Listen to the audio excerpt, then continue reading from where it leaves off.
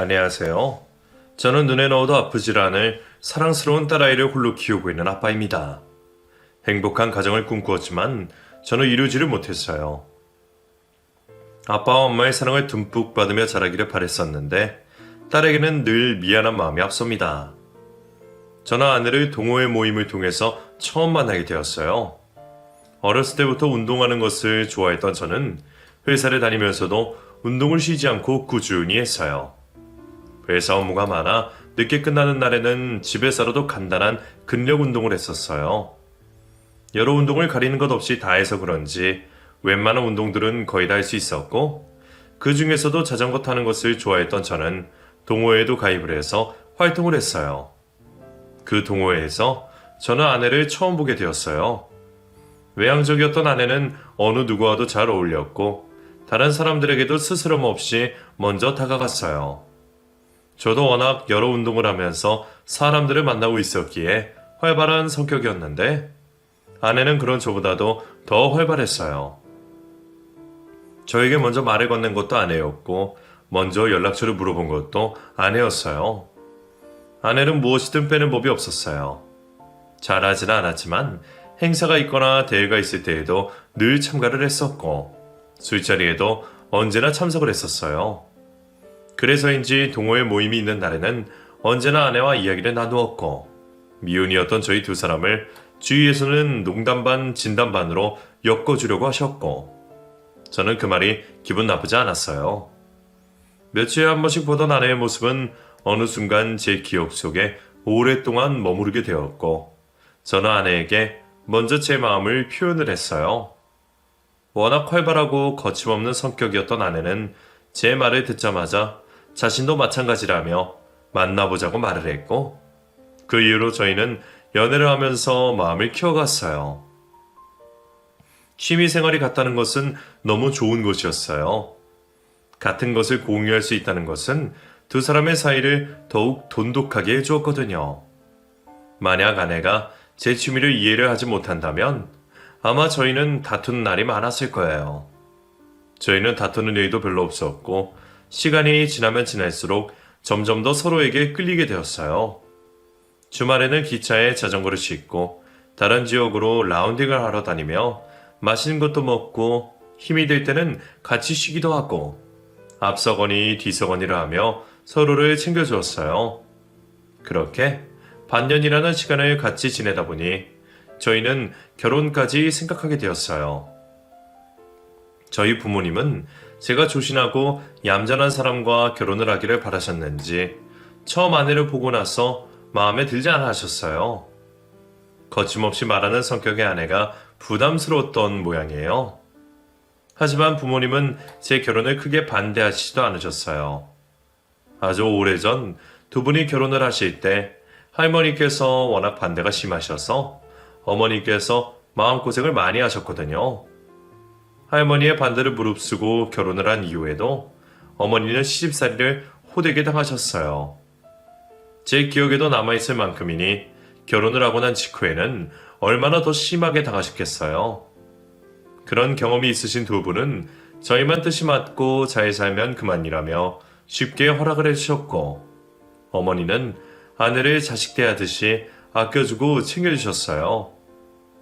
부모님은 제가 결혼을 하고 나서는 하나 있는 자식 결혼까지 다 했으니 부모 역할을 다 했다며 자신들의 노후는 자신들이 다 알아서 한다며 신경 쓰지 말라고 하셨고 저 역시 안정적인 직업을 가지고 있었던 터라 경제적으로 힘든 일도 전혀 없었기에 저희 두 사람은 결혼을 하고 난 이후에도 다툴 일이 별로 없었어요. 평일에는 각자 회사를 다녔고 주말에는 취미생활을 하며 행복한 나날을 보냈어요. 그러다가 아내가 임신을 하게 되었고 입덧이 심했던 아내는 회사를 그만둘 수밖에 없었어요. 어머니는 입덧이 심한 아내를 위해서 아내가 먹고 싶어하는 것들을 만들어 주셨고 저 역시 늦은 밤 상관없이 아내가 먹고 싶은 것이 있다면 자다가도 일어나 군말 없이 다 사다 주었어요. 아내의 입덧은 차츰 좋아졌지만 배가 점점 불러오고 좋아하던 자전거를 타는 것도 힘들어지고 다른 사람들과 어울려 즐기던 음주 가무도 할 수 없게 되자 아내는 점점 신경질적으로 변하고 우울해져 갔어요. 그런 아내가 처음에는 낯설었지만 어머니께서 지금 가장 힘든 것은 아내의 것이라며 옆에서 잘 보살펴 주라는 말에 저는 아내에게 최대한 맞춰주려 노력을 했어요. 하지만 아내가 딸아이를 낳고 난 후부터 저희 두 사람 사이는 삐걱대기 시작했어요. 산후조리원에 있을 때까지만 해도 아내에게는 큰 변화가 없었어요. 출산을 하고 난 직후라 몸이 망가지고 힘이 드는 것은 있었지만 마음은 편안했어요. 산후조리원에서도 가장 비싼 곳으로 예약을 한 아내는 시간에 맞춰 영양가 있는 식사를 했고 피부관리, 요가 등등 정말 편안하게 생활했어요. 시간 맞춰 아이를 보러 가는 것이 다였고 그래서인지 아내의 얼굴은 점점 더 환해지는 것 같았어요. 하지만 3주의 시간이 지나고 집으로 돌아온 이후부터 아내는 많이 변하기 시작했어요. 퇴근을 하고 집에 돌아오면 그때부터 아이 때문에 아무것도 할 수가 없다며 투덜댔고 저는 하루 종일 아이 때문에 힘들었을 아내를 생각해 몸이 힘들었지만 집안일을 하며 아이를 돌보았어요. 하지만 좋은 소리도 한두 번이지 매일같이 같은 말을 되풀이하는 아내에게 점점 지쳐갔어요. 한 번은 회의 준비로 늦게까지 회사에 있게 되자 아내는 퇴근 시간이 지났는데 왜 오지 않냐며 계속해서 전화를 해댔고 저는 집에 가서 하는 것이 낫겠다 싶어 일거리를 들고 집으로 왔지만 그것은 저희 큰 오산이었어요. 오히려 회사에서 일을 하는 것이 더 나았어요. 아내는 집에 제가 있자 손가락 하나 까딱하지 않고 누워 있었어요. 제가 일하는 동안 아이가 소리를 높여 울부짖는데도 아랑곳하지 않았어요. 화가 난 저는 아이가 우는데 어떻게 천하태평 그렇게 있을 수가 있냐고 말했고 아내는 아빠가 있는데 꼭 엄마가 해야 하냐며 하루 종일 쉴 수가 없었다며 아이를 안을 힘도 없다고 말했어요. 저는 화가 부글부글 올라왔지만 울고 있는 아이를 안고 아내와 싸울 수도 없었어요. 겨우 아이를 진정시키고 나서 일을 마무리할 수 있었어요. 저는 지친 몸을 이끌고 씻고 나온 후 거실과 주방을 보며 한숨을 쉬었어요. 주방에는 아이가 먹었던 젖병이 한가득 쌓여 있었고 기저귀는 여기저리 굴러다녔어요. 저는 거실에 널브러져 있는 기저귀들을 치우고 정리를 했어요. 그리고 젖병을 씻고는 소독기에 넣었어요. 모든 것을 끝내고 이제는 쉴 수 있겠구나 싶었던 찰나에 식탁 위에 있던 분유통을 옮기려 들었지만 뚜껑이 제대로 닫혀 있지 않았는지 바닥에 와르르 쏟아지고 말았어요. 그 모습에 지금까지 참고 있었던 저는 한순간에 화가 머리 끝까지 올라왔고 자고 있는 아내를 흔들어 깨웠어요. 아내는 겨우 잠들었는데 왜 깨우냐며 짜증을 내며 돌아 누웠어요. 일어나봐. 이야기 좀 하자. 왜 그래? 겨우 잠들었는데. 해도 너무한 거 아니야? 뭐가? 집안일은 아예 손 놓겠다는 거야 뭐야. 지금 그것 때문에 그런 거야? 하루 종일 애 보느라 화장실 가는 것도 힘들어 죽겠는 사람한테 지금 집안일까지 하라는 소리야? 그럼 회사 다니고 있는 나는 같이 하면 좋잖아. 내가 오기 전까지 밀어놓지 말고. 그게 말처럼 쉬운 줄 알아? 다른 집들은 잘만 키우는데 너는 왜 안 되는데? 왜 다른 사람이랑 비교를 해? 그렇게 자신 있으면 당신이 한번 키워보던지. 당신은 이참에 나갔다가 저녁에 들어와서 그거 잠깐 하는 것도 이러면서. 나는 밖에서 놀다 오니? 오늘 같은 경우에도 늦게 퇴근한다고 말을 했는데도 몇 번을 전화한 줄 알아? 퇴근 시간 전에 일을 끝내면 좋잖아. 이래서 결혼을 하면 여자가 손해야. 당신은 결혼하고 애 낳아도 달라지는 건 없잖아. 내가 왜 이 고생을 하고 있는지 모르겠어. 아내는 화를 내며 방을 나가버렸고 저는 아무 말도 나오지 않았어요. 힘든 것은 알고 있지만 같이 해결할 생각은 안 하고 무작정 자기 신세 한탄만 하는 아내에게 섭섭한 마음이 들었어요. 직장 생활을 저만큼이나 오래 한 아내가 칼퇴근을 할 수 없는 제 사정을 잘 알만도 한데 저희 입장은 생각하지도 않고 자신의 입장만 생각하고 있는 것 같았어요. 다음날 퇴근을 하고 집에 돌아온 저는 말끔하게 치워져 있는 집을 보고 깜짝 놀랐어요. 저는 어젯밤에 제 이야기를 듣고 아내가 달라졌구나 생각했어요. 저녁 식사를 하고 나서 아내에게 미안했던 저는 어젯밤에 화를 낸 것에 대해서 사과를 했어요. 아내는 출산을 하고 육아를 하면서 몸도 힘이 들지만 마음이 너무 힘이 든다며 창문을 보고 있으면 뛰어내리고 싶은 생각이 들 때도 있다고 말을 했어요. 그 소리에 깜짝 놀란 저는 아내의 상태가 많이 심각하다는 것을 깨달았고 그것을 너무 늦게 알게 되어 더 미안해졌어요. 다음날 어머니의 연락에 아내의 이야기를 조심스럽게 했고 어머니는 산후 우울증이 아니냐며 옆에서 더 잘 보살펴주라고 하셨어요. 그날 저녁 퇴근을 하고 집에 들어갔더니 평소와는 다르게 집이 말끔하게 치워져 있었고 집안에는 맛있는 음식 냄새가 진동을 했어요. 저는 주방으로 갔고 주방에서 음식을 하고 있는 어머니를 보았어요.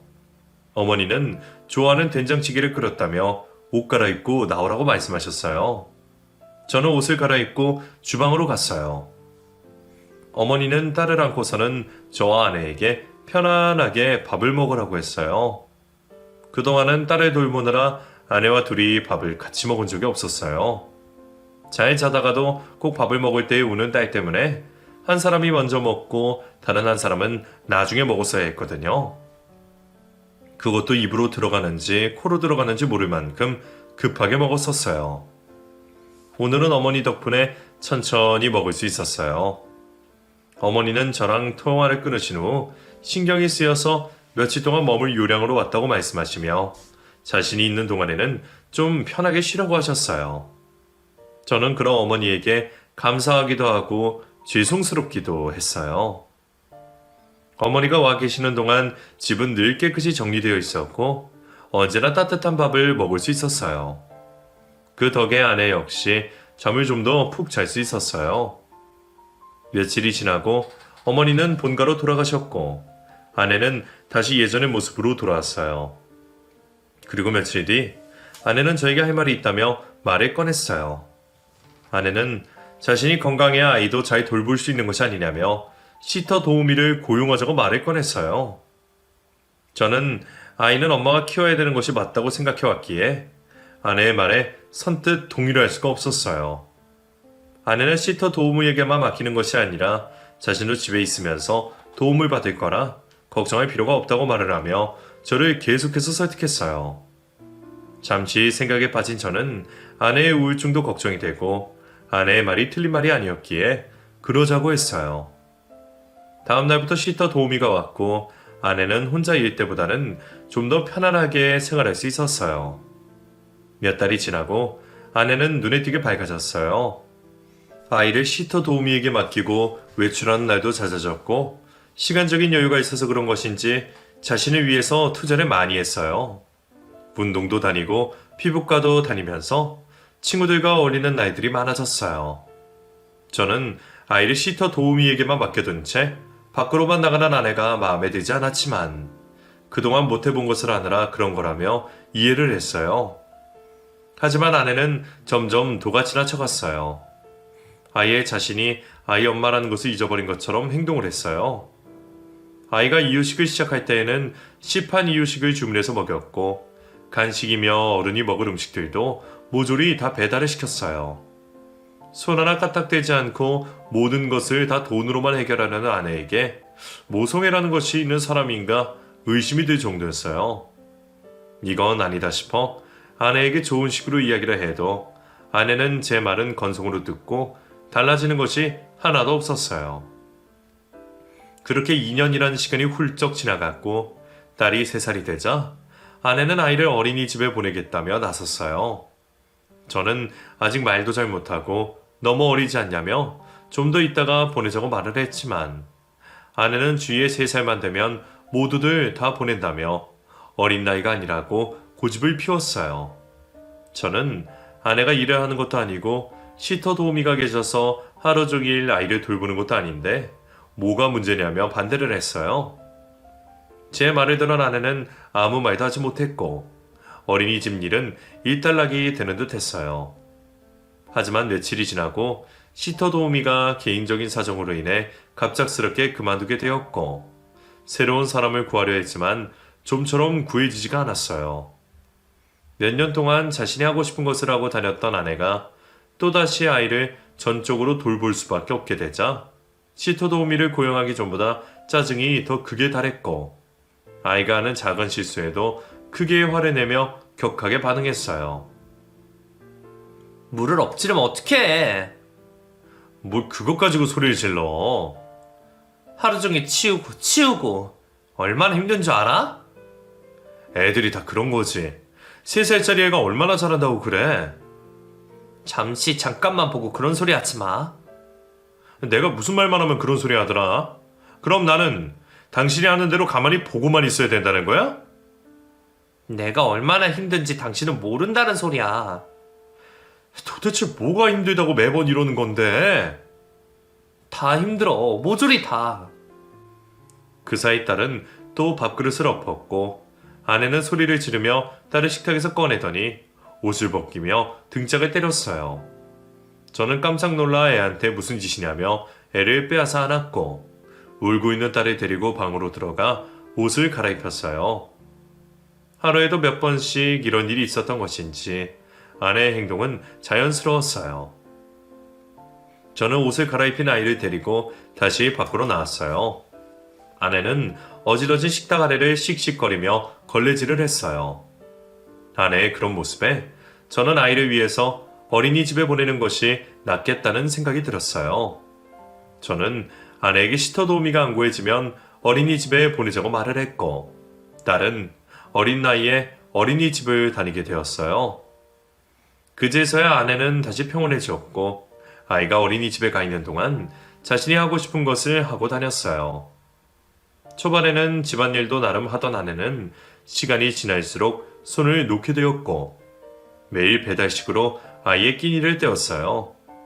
보다 못한 저는 아내에게 잔소리를 늘어놓게 되었고 다투는 날이 점점 더 많아지게 되었어요. 그러다 보니 제 마음은 아내와 점점 더 멀어지게 되었어요. 그렇게 몇 년이란 시간이 흘렀고 저희 두 사람은 흘러간 시간만큼 거리도 많이 생기게 되었어요. 말해봤자 아무 소용이 없는 아내를 포기했다고 하는 것이 어쩌면 맞는 표현일 것 같아요. 저는 집에 있는 동안에는 아내의 몫까지 딸에게 쏟아부었어요. 주말에는 늘 딸을 데리고 밖으로 나갔어요. 활동적인 것을 좋아하는 딸을 위해서였어요. 딸과 함께 놀이터에서 시소도 타고 그네도 밀어주고 뛰어다니는 것만으로도 딸은 방긋방긋 웃었어요. 그런 딸의 모습을 보며 아프지 않고 건강하게만 자라주기만을 바랬어요. 말문이 트이면서 애교가 많았던 딸은 저뿐만 아니라 부모님에게도 큰 선물이었어요. 부모님은 시간이 날 때마다 딸이 보고 싶다 하셨고 한 달에 2번은 주말은 딸을 데리고 가셨어요. 재롱을 피우는 딸의 모습에 부모님은 웃음꽃이 피셨고 딸이 갈 때마다 언제나 손에 장난감 하나씩을 쥐어주셨어요. 그러던 어느 날 유치원을 다니고 있는 딸이 방학을 맞이했고 부모님은 잘 되었다며 딸을 본가에 데리고 가셨어요. 딸이 본가로 간 지 이튿날 회사에 있던 저는 어머니의 연락을 받고 급히 병원으로 달려갔어요. 병원에 도착한 저는 입원들에 있는 딸의 모습에 속이 상했어요. 어머니는 어젯밤부터 열이 나더니 열이 떨어지지가 않는다며 기침도 너무 심해서 병원에 왔더니 입원을 하자고 했다고 했어요. 지금은 다행히 열이 내린 상태라고 하셨어요. 저는 자고 있는 딸의 얼굴을 어루만졌어요. 그나저나 애는 왜 연락이 안 되니? 연락이 안 돼요? 그래, 몇 번을 연락해도 받질 않는구나. 잠시만요. 안 받지? 네, 다른 일을 하고 있나 봐요. 얘는 도대체 뭘 하고 다니는 거냐? 내가 그동안은 말을 안 했다만 해도 너무한 거 아니니?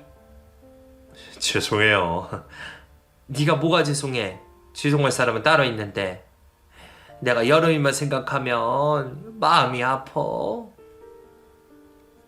어머니는 자고 있는 딸을 보며 눈시울을 붉히셨어요. 한참이 지난 후 연락이 닿은 아내가 병원으로 왔어요. 어머니는 그런 아내를 보며 뭘 하고 다니느라 연락이 안 되냐며 화를 내셨어요. 아내는 죄송하다고 말을 하며 누워있는 딸의 손을 잡았어요. 어머니는 병실에는 자신이 있으면 되니 그만 가보라고 말씀을 하셨고 아내에게도 내일 오라고 하셨어요. 다음날 퇴근을 하자마자 저는 딸이 입원해 있는 병실로 갔고 어머니는 딸에게 밥을 먹이고 계셨어요. 딸은 저를 보자마자 환하게 웃으며 반겨주었어요. 저는 어머니에게서 숟가락을 받아서 딸에게 밥을 먹여주었어요. 생선구이를 좋아하는 딸에게 생선가시를 발라서 밥 위에 올려주었어요. 딸은 입을 크게 벌려서는 한 입에 꿀꺽 먹었어요. 아픈 것이 많이 좋아졌는지 딸은 밥 한 공기를 뚝딱 비웠어요. 밥을 다 먹은 후에 병실에 있는 딸이 심심할 것 같아 챙겨온 동화책과 인형을 꺼내었어요. 딸은 너무 좋다며 생글생글 웃었고 저는 딸과 함께 인형놀이를 했어요. 딸은 깔깔거리며 웃었어요. 한참을 놀고 나자 잠이 오는지 동화책을 읽어달라는 딸에게 저는 조용한 목소리로 동화책을 읽어주었고 딸은 이내 스르르 잠이 들었어요. 저는 읽고 있던 동화책을 덮어 침대 옆 서랍장 위에 올려놓고는 침대에서 내려와 딸의 이불을 정리해 주었어요. 딸이 잠이 들자 어머니는 저에게 할 말이 있다며 병실 밖으로 부르셨어요. 어머니는 오늘 아내가 한 번도 들여다보지 않았다며 무슨 문제가 있는 거냐고 물었어요. 저는 당연히 없다고 말을 했어요. 어머니는 아무래도 이상한 것 같다며 자기 자식이 저렇게 아파서 누워있는데 어제 잠깐 온 것이 다가 아니냐며 뭔가 있는 것이 아니냐고 재차 물으셨어요. 저는 어머니가 상상하시는 그런 일은 없다고 말을 하며 집으로 돌아왔어요. 어두컴컴한 집안에 불을 켜고 있자 자고 있는 아내가 눈에 보였어요. 화가 난 저는 이불을 잡고 바닥으로 내팽개쳤어요. 아내는 왜 그러냐며 고함을 질렀어요. 당신 오늘 병원에 가봤어? 애 엄마라는 사람이 어쩌면 그래? 어머니 계시잖아. 여름이가 어머니 자식이야? 우리 자식이잖아. 어머니 손주잖아. 어머니가 다 하시는데 어른 둘이 있을 필요가 뭐 있어? 당신이 있고 어머니는 들어가시라고 해야지. 여름이도 나보다 할머니랑 같이 있는 게 더 좋을 텐데 뭘 그래? 당신 애한테는 관심도 없어? 여름이가 남의 애야? 답답하게 좀 하지 마. 병원에 안 간다고 다 애한테 관심이 없는 거야? 지금까지 애보다는 당신이 먼저 했으니 하는 말이잖아. 어머니가 계시겠다 해서 그렇게 하시라고 한 건데 내가 뭘 잘못했다는 거야? 말을 말자. 내일 오전 쪽으로 태어난다니까 내일 일어나자마자 병원부터 가. 저는 계속 이야기하다가는 가슴이 터져버릴 것 같아 방을 나왔어요. 저런 사람이 무슨 애엄마라고. 저는 아내를 도저히 이해할 수도 없었고 이제는 이해하고 싶지도 않았어요. 저는 답답한 마음에 맥주 한 캔을 따서 들이켰어요. 갑갑한 마음이 시원하게 내려갈 줄 알았는데 오히려 더 답답하기만 했어요. 다음날 저는 아내에게 병원으로 가라고 한 번 더 일러두고 출근을 했어요. 몇 시간이 흐른 후 저는 퇴원수속은 잘했는가 싶어 아내에게 전화를 했지만 연락이 되지 않았어요. 그래서 다시 어머니에게 전화를 했고 어머니는 퇴원수속을 다 하고 본가로 가는 길이니 퇴근을 하고 아내를 데리고 본가로 오라고 말씀하셨어요. 저는 아내가 병원에 가지 않았냐고 물었고 어머니는 아침에 전화 한 통 와서는 바쁜 일이 있다며 못 온다고 하더라며 어쩌면 그럴 수가 있냐며 하소연을 하셨어요. 어머니의 전화를 끊고 아내에게 다시 연락을 했지만 아내는 여전히 감감무소식이었어요. 퇴근을 한 저는 아내에게 본가로 오라는 메시지를 남겨놓은 채 본가로 갔고 딸은 방에서 잠이 들었고 부모님은 어두운 낮빛으로 앉아 계셨어요. 어머니는 딸은 몸이 완전히 회복이 될 때까지는 여기에 두라고 말씀하셨어요. 그리고는 계속해서 이렇게 살 거냐며 아닌 것 같으면 당장 헤어지라고 성하셨어요. 지금까지 이렇게 살아준 것만도 대단한 거라며 딸을 위해서라도 갈라서는 것이 맞다고 하셨어요. 그때 아내가 본가로 들어왔어요. 아버지는 아내를 보자마자 혀를 끌끌 차며 방으로 들어가셨고 어머니는 아내에게 고함을 질렀어요. 너는 대체 뭐하는 애길래 자식이 병원에 누워있는데도 코빼기도 안 비추고 태어나는 날에도 지금 이 시간에 오는 거니? 급한 일이 있다고 연락을 드렸잖아요. 무슨 일? 내 자식보다 더 중요한 일이 도대체 뭐니? 어머니도 모르셔도 돼요. 여름이는요? 여름이 찾지 말고 얘기 좀 하자꾸나. 너희 둘이 문제라도 있는 거니? 아니요? 그럼 대체 왜 그러고 사는 거니? 가족들은 다 내팽개치고 내가 그동안 네가 하는 짓이 예뻐서 아무 말도 안 하고 있는 줄 아니? 애 낳고 키우는 게 힘드니 같은 여자로서 이해해주자. 시간이 조금 더 지나면 괜찮아지겠지. 근데 지금 애 낳고 몇 년째야? 우울증 있다는 것도 다 핑계지? 어머니, 무슨 말씀을 그렇게 하세요? 그럼 제가 일부러 우울증 있다고 거짓말이라도 했다는 거예요? 그럼 아니야? 우울증 있다는 사람이 그렇게 밤낮으로 밖으로 싸돌아다녀? 우울증을 이겨내보려고 나가는 거예요. 코에 걸면 코걸이, 귀에 걸면 귀걸이라더니 네가 그 짱이구나. 그만 가볼게요. 여름아 가자. 여름이는 당분간 여기에 둬라. 데리고 간다는데 네가 잘 보기는 하겠니? 아니요. 굶기든 말든 제 자식이니 이제 신경 끄세요. 아니, 얘 말하는 것 좀 봐. 여름아. 아내의 소리에 자고 있던 딸은 방에서 나왔고 아내는 딸을 데리고 밖으로 나갔어요.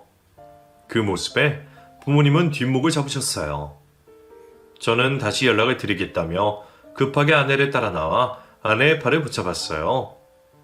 아내는 이건 놓으라며 소리를 질렀고 딸은 울음을 터뜨렸어요. 저는 울고 있는 딸을 달래며 차에 태웠어요.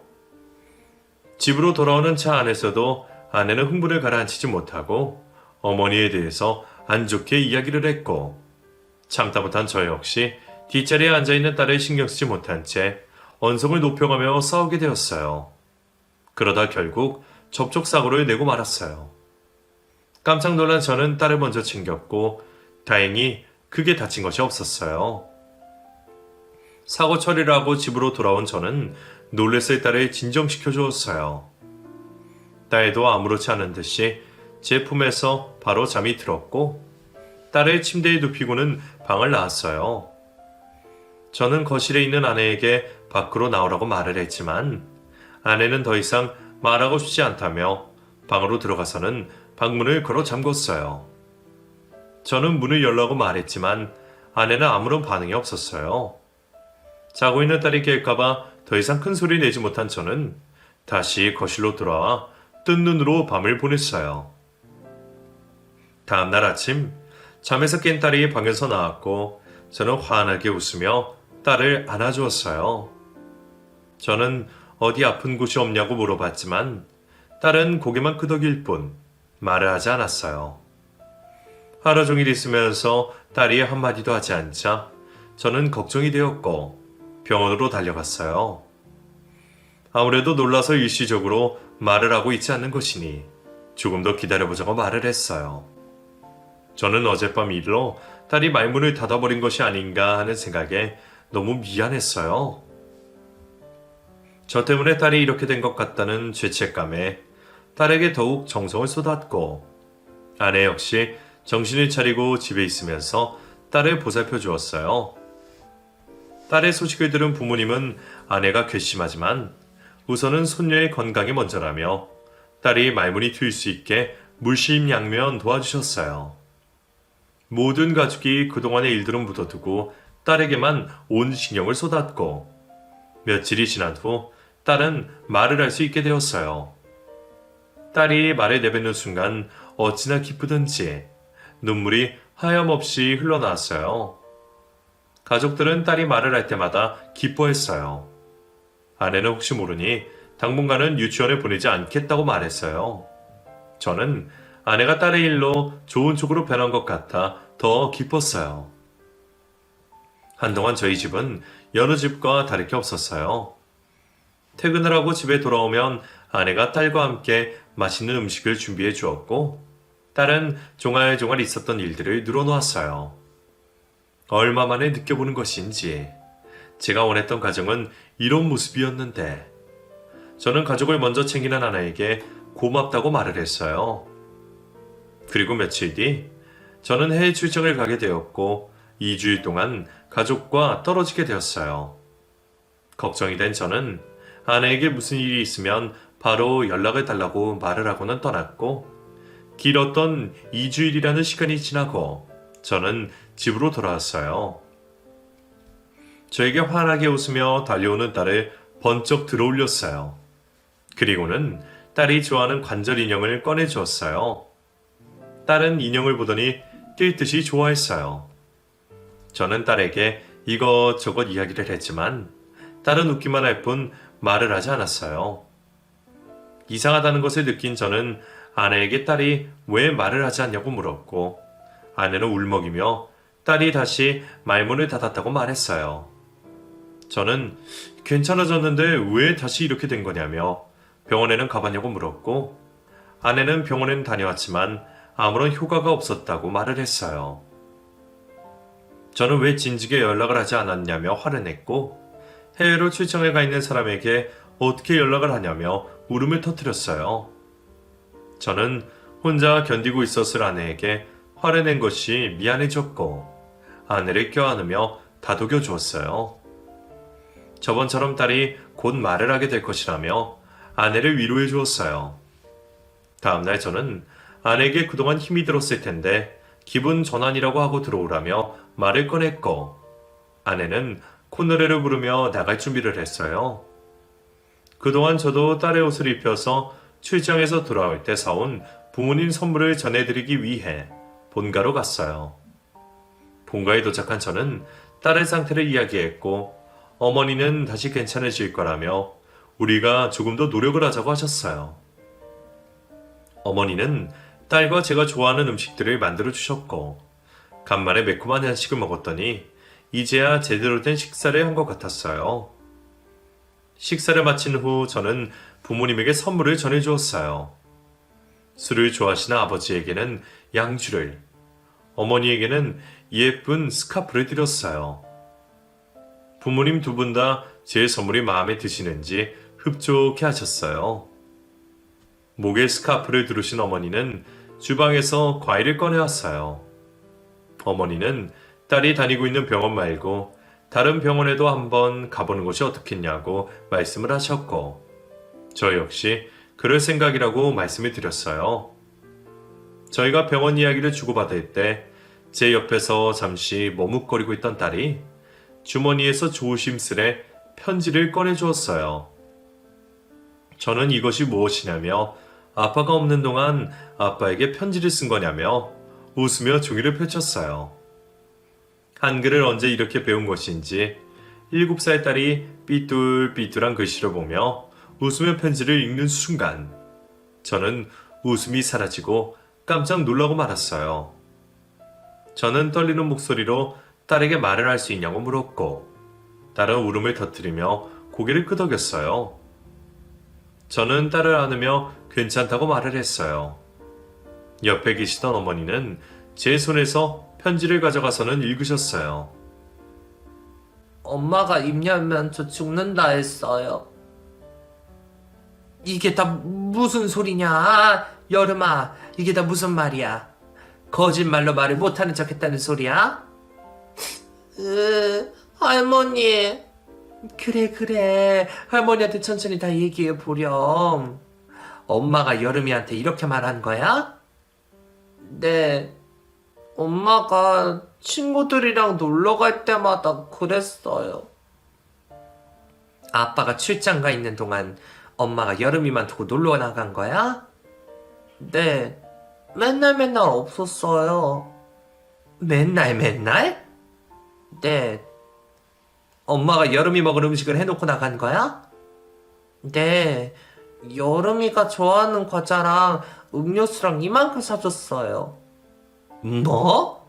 과자? 네. 근데 할머니, 나 이제 죽는 거예요? 아니야, 무슨 소리를. 여름이는 할머니 집에서 며칠 지내자꾸나?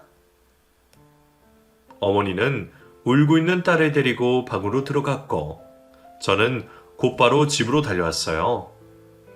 제가 없는 동안 딸만 남겨두고 밖으로 돌아다녔다니, 그동안 혼자 무서움에 떨었을 딸을 생각하니 가슴이 무너지는 것 같았어요. 어린 딸을 두고 놀러 가는 것도 모자라 어른들에게 말을 하지 말라고 입을 열면 죽는다는 거짓말까지 하다니, 저는 도저히 참을 수가 없었어요. 집에 오는 동안 화를 주체하지 못해 잡고 있던 핸들을 얼마나 주먹으로 쳤는지 모르겠어요. 집에 도착한 저는 아내가 들어오기만을 오매불망 기다렸고, 한밤중이 됐어야 아내는 인사불성이 된 채로 집으로 들어왔어요. 저는 현관문을 열고 술이 떡이 돼서 비틀거리며 신발도 제대로 벗지도 못하고 들어오는 아내의 머리채를 낚아채고는 사정없이 흔들어댔어요. 애한테 그런 짓을 하고도 술을 먹고 들어오는 아내가 도무지 사람처럼 느껴지지가 않았어요. 저는 정신을 못 차리는 아내를 흔들어대며 고함을 질렀고, 아내는 비틀거리며 몸부림을 치다가 바닥에 엎어졌고, 그 바람에 들고 있던 가방을 떨어뜨렸어요. 그러자 가방 안에 있던 물건들이 와르르 쏟아졌어요. 때마침 아내의 핸드폰 벨소리가 울려댔고, 저는 바닥에 흩어져 있던 물건들 중에 아내의 핸드폰을 집어들었어요. 저장이 되어 있지 않은 번호였지만 저는 이상한 느낌의 전화를 받았고, 제가 전화를 받자마자 상대방이 먼저 말을 꺼냈어요. 누나, 나 화장실 간 동안 벌써 집에 들어가는 거야? 남편 왔다고 너무 조신한 거 아니야? 여보세요? 누나, 내 말 듣고 있어? 너 누구야? 제 말에 놀란 상대방은 전화를 끊었고, 저는 세상 모르게 엎어져 있는 아내의 손가락으로 핸드폰을 열었어요. 그러자 그 안에는 저 모르게 여러 남자들과 주고받았던 문자와 사진들이 한가득 있었어요. 저는 그것을 본 순간 숨이 멎는 듯 했어요. 얼굴이 빨갛게 달아오르고 온몸이 부들부들 떨렸어요. 피가 거꾸로 솟는 것 같았어요. 저는 주방으로 달려가 차가운 물 한 바가지를 퍼와 대차로 뻗어있는 아내를 향해 들이붓고는 바가지를 던졌어요. 바가지는 산산조각이 나버렸고, 화들짝 놀란 아내가 눈을 번쩍 뜨고는 자리에서 일어나 앉으며 무슨 짓이냐고 소리를 질렀어요. 저는 무섭게 저를 노려보고 있는 아내의 뺨을 세차게 때렸어요. 기운이 없던 아내는 반대쪽으로 휘청거리며 바닥에 쓰러졌고, 저는 아내를 일으켜 세워 몸을 흔들어대며 고함을 질렀어요. 당신 뭐하는 여자야? 지금까지 나 모르게 다른 남자를 만나고 다녔던 거야? 무슨 소리 하는 거야? 아니야, 난 그런 적 없어. 그런 적이 없다고? 그래, 그런 적 없어. 당신이 뭔가 오해를 한 모양인데. 오해? 끝까지 거짓말이지? 좋아. 저는 아까 걸려온 전화로 문자 메시지를 보냈어요. 아까는 남편이 같이 있었다며 시간이 괜찮으면 연락을 달라고 그랬어요. 얼마 지나지 않아 다시 그 번호로 전화가 왔고, 저는 전화를 받았어요.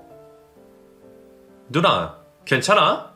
아까는 무슨 상황이었던 거야? 내가 얼마나 놀랐는지 알아? 저는 전화기를 거실 바닥으로 내동이 치고는 다시 아내를 양손으로 잡고는 흔들어댔어요. 그런 적이 없다고 뻔뻔하게 말하던 아내는 이내 말을 바꿔서는 잘못했다며 울며 불며 매달렸어요. 자신의 불륜을 위해서 아이를 나몰라라 한 것도 모자랐어 말하면 죽는다는 협박까지 한 아내를 도저히 용서할 수 없었던 저는 아내에게 이혼을 하자고 통보를 했고, 아이와 제 짐을 대충 챙겨 그 길로 본가로 들어갔어요.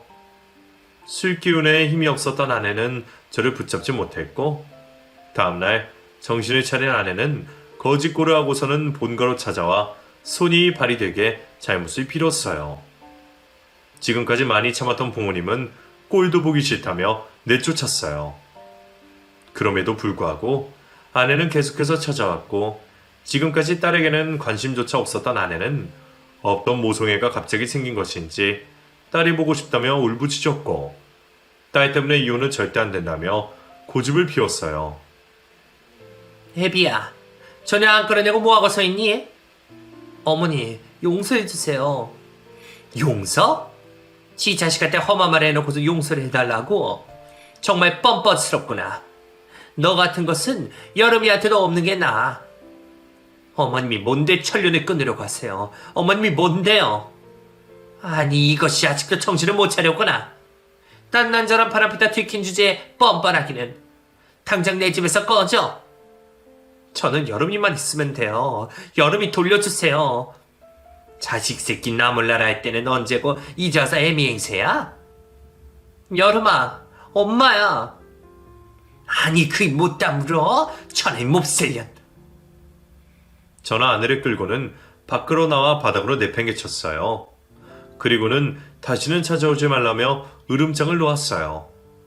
아내는 제 바지가랑이를 늘어잡고는 놓아주지 않았고 저는 있는 힘껏 아내를 미치며 집으로 돌아왔어요. 아내와 합의 이혼은 어렵다고 생각한 저는 하는 수 없이 소송으로 이혼을 할 수밖에 없었고 어렵게 서류 정리까지 끝마쳤어요. 아직 어린 나이인 딸이 엄마 없이도 괜찮을까 걱정이 되었지만 딸은 처음부터 엄마라는 존재가 없었던 것처럼 아내를 찾지도 않았고 엄마와 같이 살 때보다 할머니, 할아버지와 함께 있으면서 더 환해지고 웃음이 많아졌어요. 그런 딸을 보며 저는 제 선택에 후회가 되지 않았어요. 앞으로는 딸의 얼굴에 그늘이 지지 않게 구김살 없이 클 수 있게 최선을 다할 생각이에요.